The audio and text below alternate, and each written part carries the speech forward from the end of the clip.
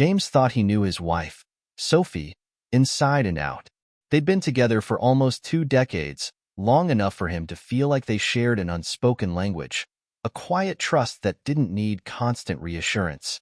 But that illusion came crashing down one fall evening when a series of messages lit up his phone. They were from someone he didn't recognize, Michelle, a stranger whose name would soon become painfully significant. Her message was straightforward: "I'm Michelle, and I need to tell you about something going on between my husband, Aaron, and your wife." He read the message over and over, wondering if it was some cruel prank or a wrong number. He sat there, numb, as Michelle continued. "It's been going on for months. I thought it was a phase, something he'd regret and move on from. But it hasn't stopped."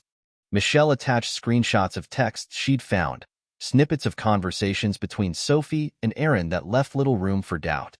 Messages full of excitement, plans for stolen weekends, complaints about their respective marriages, and all the while, a lightness that James hadn't seen in Sophie in years. That night, James barely slept. His mind spun with 1,000 thoughts, cycling through disbelief, anger, sadness, and betrayal. It was surreal. Here he was, the man Sophie had chosen to build a life with, facing the fact that she had let someone else into the space they once held sacred. The next morning, he sat down with her over breakfast, his hands shaking, but he managed to stay calm. "Who is Aaron?"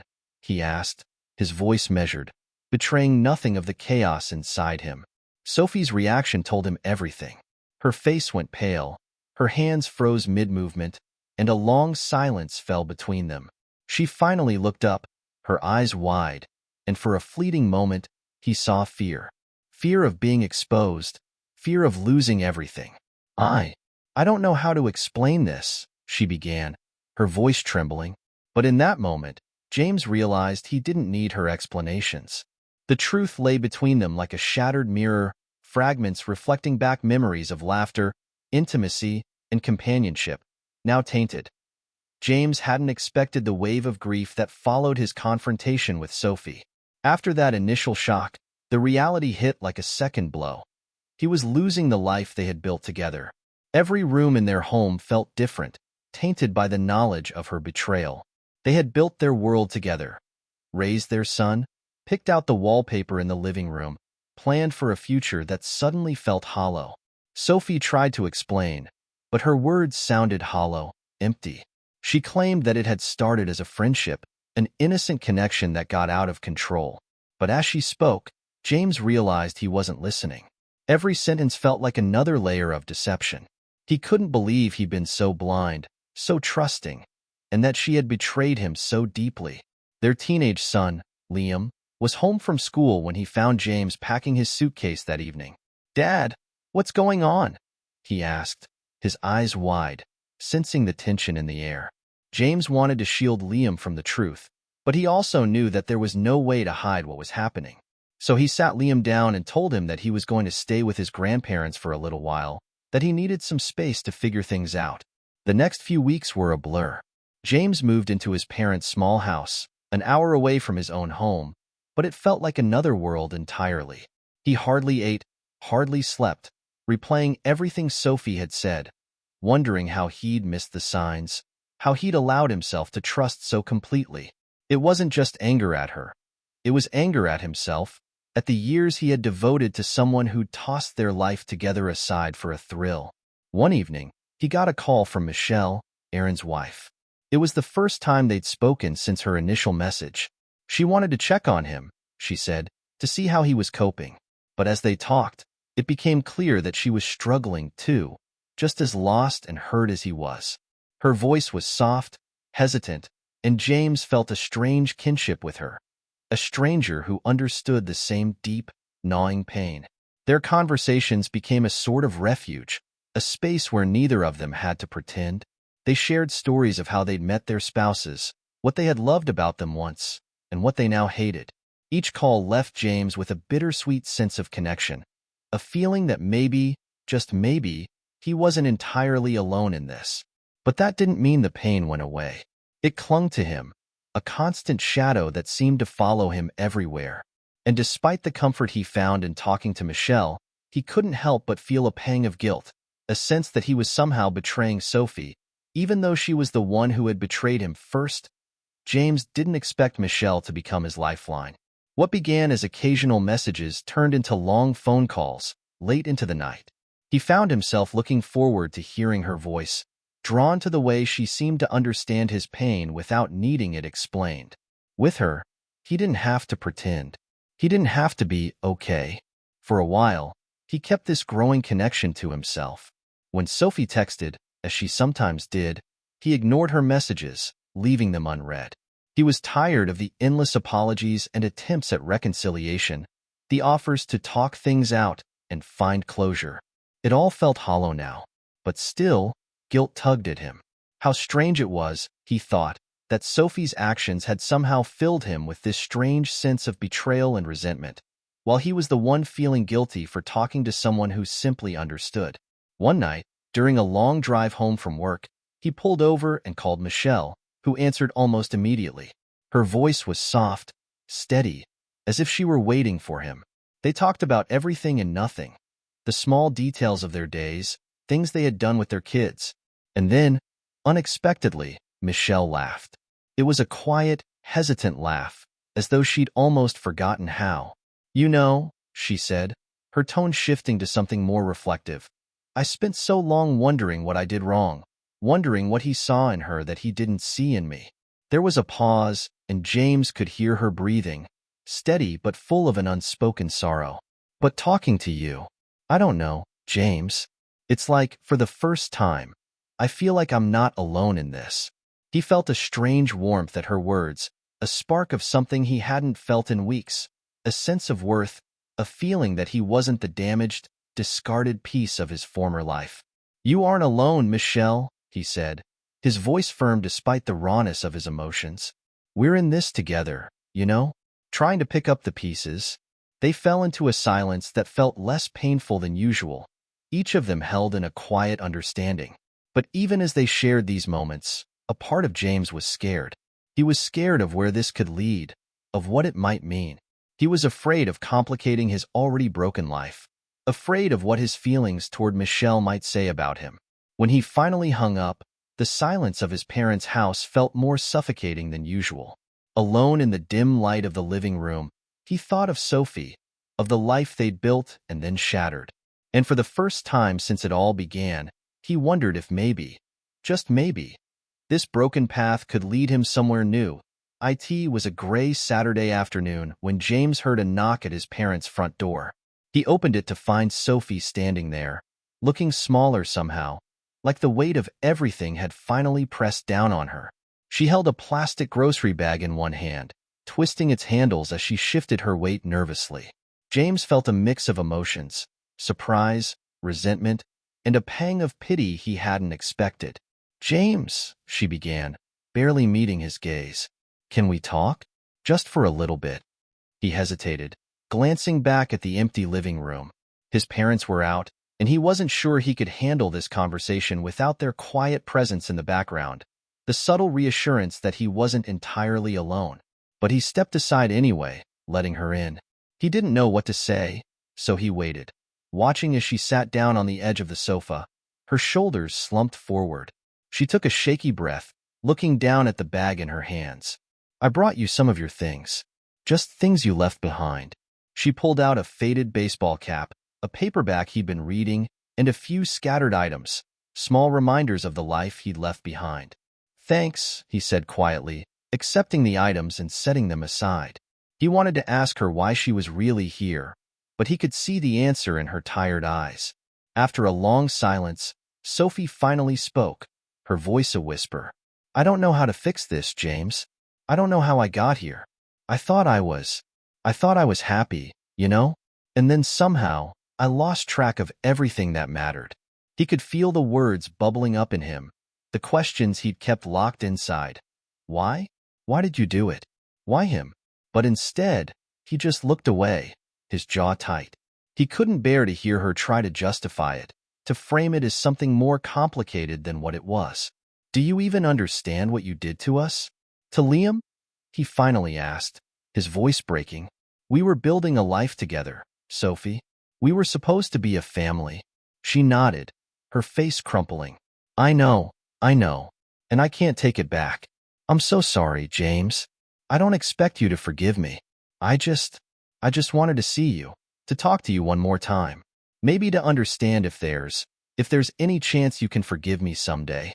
James swallowed hard, feeling the weight of her words. He realized he didn't have an answer.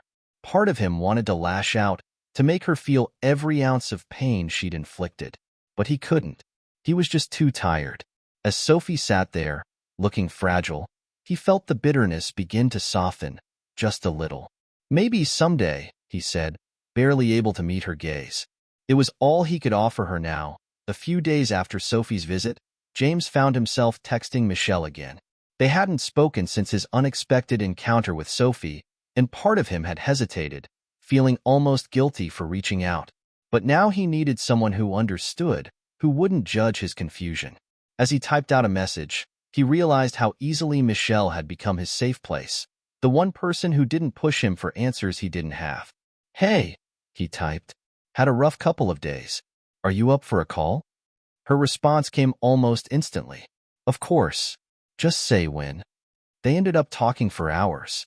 James told her about Sophie's visit, about the unexpected mix of emotions it had stirred up, and the complicated mess of resentment, pity, and a small sliver of hope he couldn't shake. Michelle listened without interrupting, her quiet MHMs, and I get it's making him feel heard in a way he hadn't felt in months.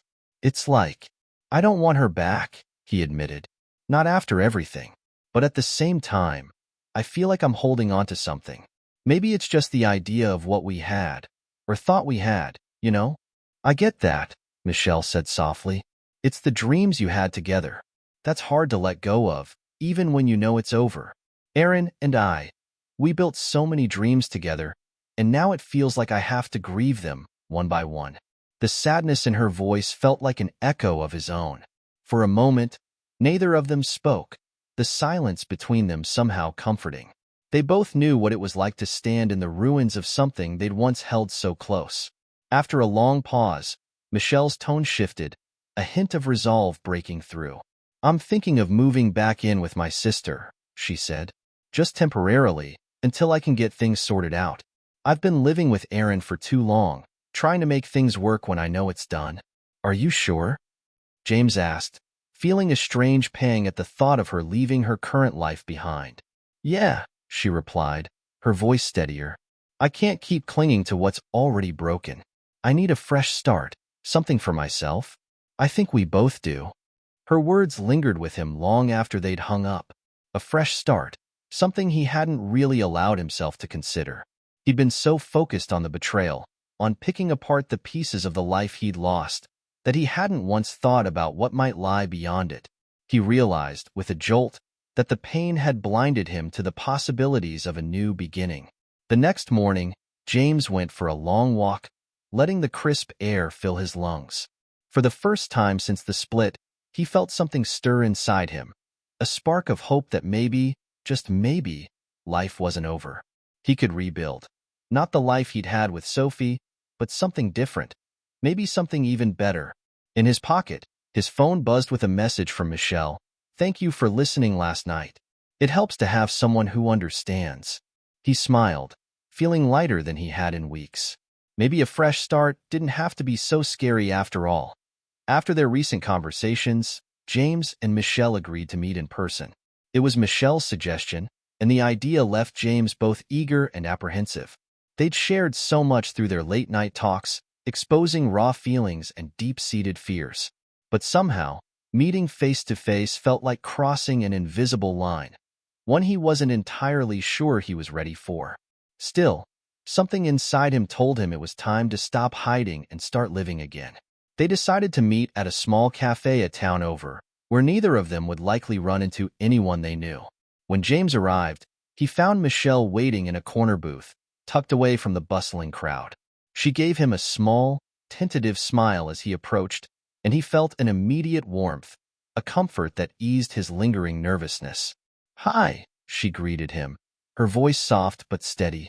She looked like she'd been through her own personal storm. There was a quiet strength about her, but he could see the weariness in her eyes. Still, There was something calming about her presence, a gentleness he hadn't expected. "Hi," he replied, sliding into the seat across from her. They exchanged the usual pleasantries, commenting on the weather, the coffee, anything that felt safe. But the silence soon grew, and James sensed they were both waiting for someone to speak the truth simmering beneath the small talk. Michelle took a breath, her fingers tracing circles on her coffee cup. "I didn't know what I was expecting," she admitted, her eyes meeting his. "But seeing you, it's nice. I haven't had that feeling in a while." He nodded, taking in her words, knowing exactly what she meant. "It's different, isn't it? Talking to someone who's been through the same thing. I feel like I don't have to explain every little detail to you. You just get it." They both laughed, the kind of laughter that's more of a release than amusement. For a moment, they let themselves enjoy this strange, shared moment of peace, free from judgment, from betrayal, from the shattered pieces of their former lives. "I've been thinking a lot about what you said," James continued, "about letting go and moving on. I know I can't undo what's happened with Sophie, but talking to you has helped me see that there might still be something ahead worth looking forward to." Michelle's gaze softened, and she gave a small, encouraging smile. "It takes time. It's like learning to live again, bit by bit.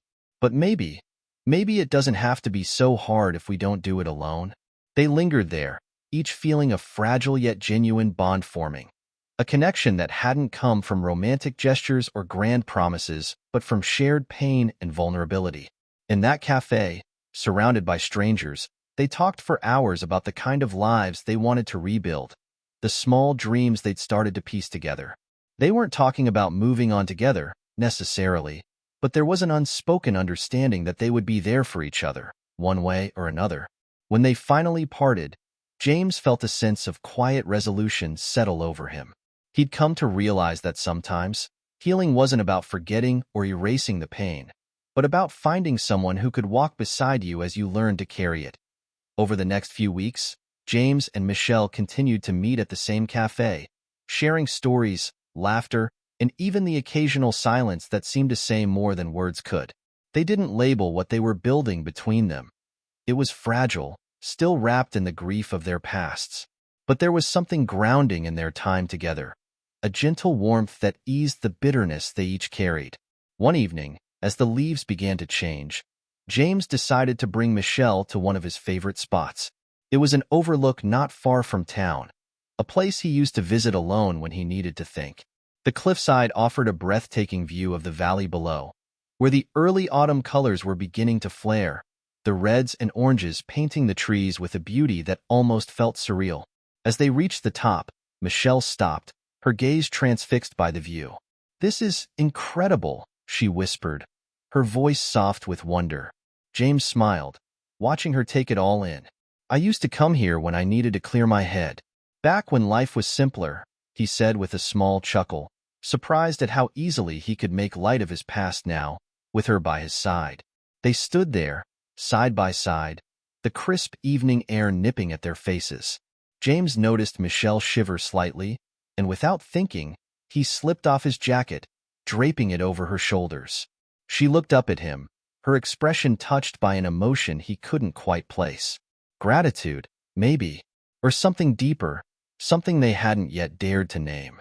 "Thank you, James," she murmured, her voice almost a whisper, "for all of this, for being here.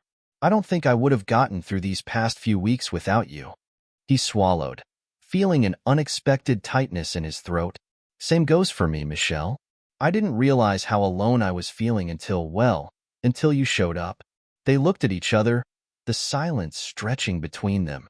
He could feel his heartbeat quicken, the familiar thrill and fear of attraction resurfacing after so many years. He had thought himself beyond this, past the point of wanting anything more than peace. But here, with Michelle, he felt that spark again. The feeling that maybe, just maybe, he could let himself be vulnerable again. Without fully understanding why, he reached for her hand, lacing his fingers through hers. Michelle didn't pull away. Instead, she squeezed his hand, offering a gentle warmth that seeped through him like sunlight after a long winter. For a moment, they stood in silence, their hands entwined, gazing out at the valley below. It was as if the world around them had faded, leaving just the two of them in a fragile moment of connection, the remnants of their broken lives falling away in the cool evening breeze. "James," Michelle began, her voice soft, hesitant. "Do you think, is it crazy to hope for happiness again?" He looked down at her, his heart swelling with an unfamiliar yet welcome sense of hope. "I don't think it's crazy at all," he replied, his voice steady. "Maybe it's exactly what we both need." In that moment, he felt the first true stirrings of possibility, a future that didn't look like what he'd once imagined but held a kind of beauty. All its OWN's autumn deepened, James and Michelle's meetings grew more frequent, and what had begun as quiet companionship slowly morphed into something neither of them had anticipated. The laughter, the silences, the shared looks, they all began to feel like a delicate dance, one that both of them seemed reluctant to disrupt.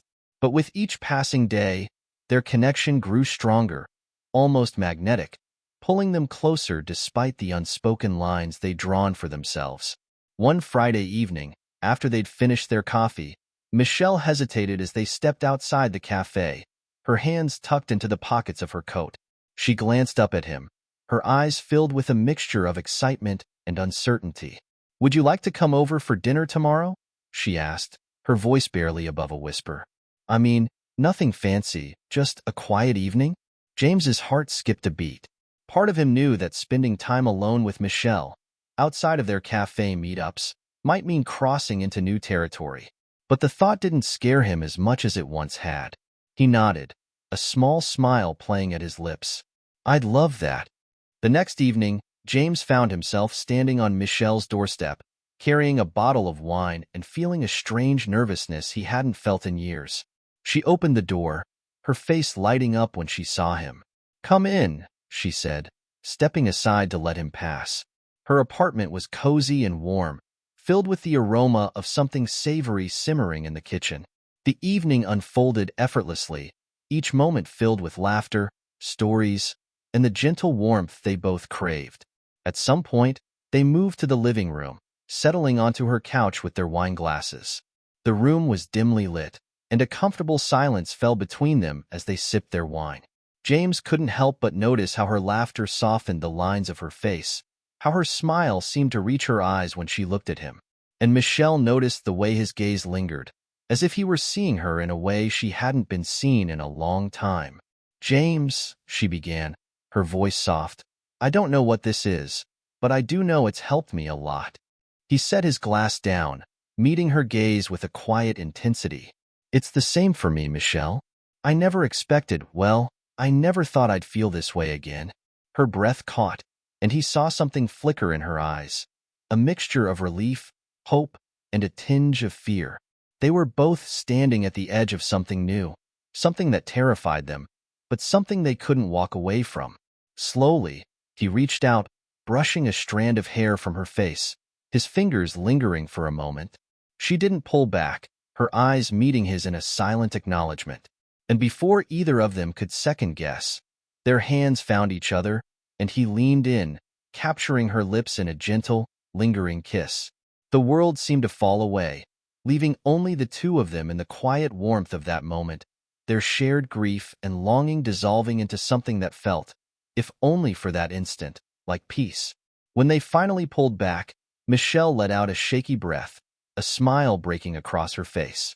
"I didn't think this would happen," she murmured, her hand still entwined with his. "Neither did I," he replied, his voice low but certain.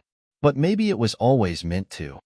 For the first time since their lives had fallen apart, James felt that perhaps they had both stumbled onto something real, a way forward that didn't erase the past but made the future seem a little brighter. The morning after that first kiss, James woke with a mix of excitement and apprehension. He hadn't felt this kind of thrill since his early days with Sophie, yet the thrill was tangled with guilt and confusion.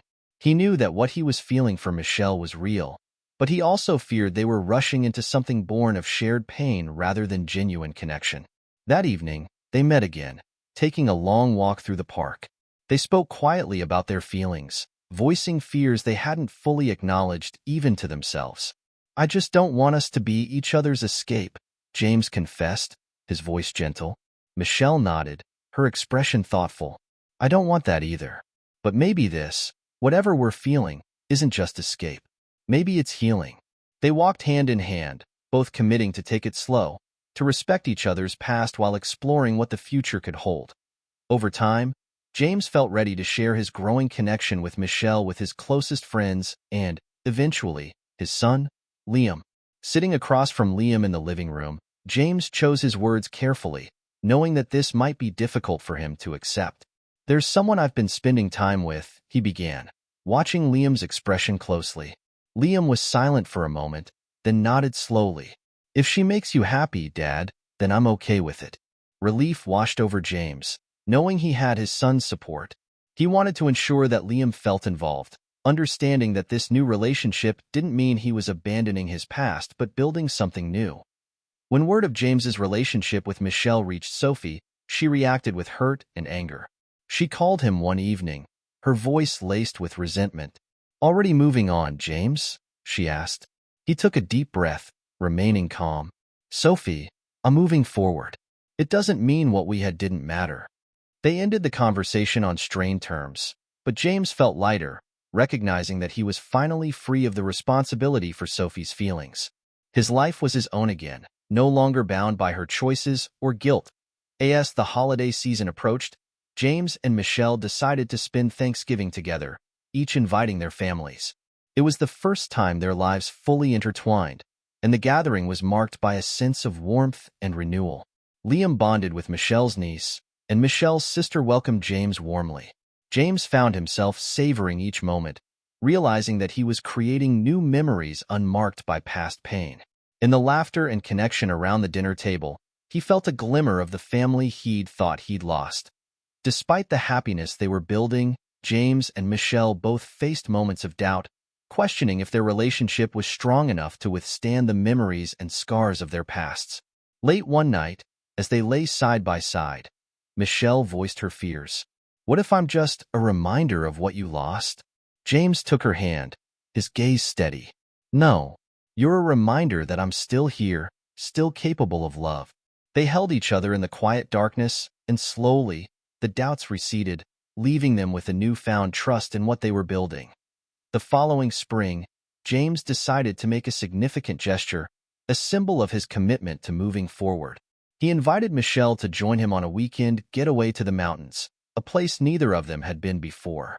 As they stood overlooking a crystal-clear lake, James pulled a small box from his pocket, a simple pendant with a tiny heart engraved with the date they had first met. I know we're taking things slowly, he said, but I want you to know how much you mean to me. Michelle's eyes filled with tears, and she accepted the pendant with a smile, touched by the sincerity of the gesture. Months later, James and Michelle found themselves sitting on her porch, watching the sun dip below the horizon. They had reached a peaceful understanding, a commitment that felt steady and secure. The pain of their pasts hadn't disappeared, but it had softened, becoming a part of their story rather than a barrier between them. As they sat there in the quiet, James turned to Michelle, his heart filled with gratitude. I thought I'd lost everything, he said, but somehow, with you, I've found more than I ever expected. She smiled, squeezing his hand. Sometimes, life gives us second chances in the most unexpected ways. They didn't need a grand finale. Their love was built on quiet resilience, healing, and a willingness to walk through pain to reach each other. The path hadn't been easy, but they knew that they had chosen it together, and that, they realized, was enough.